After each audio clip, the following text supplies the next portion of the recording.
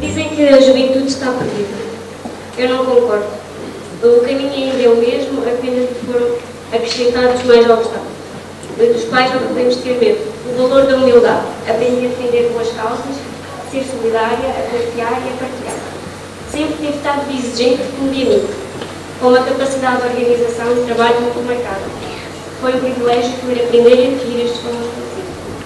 E ainda é cedo demais para baixar os braços e desistir. Nós ainda podemos ser o futuro.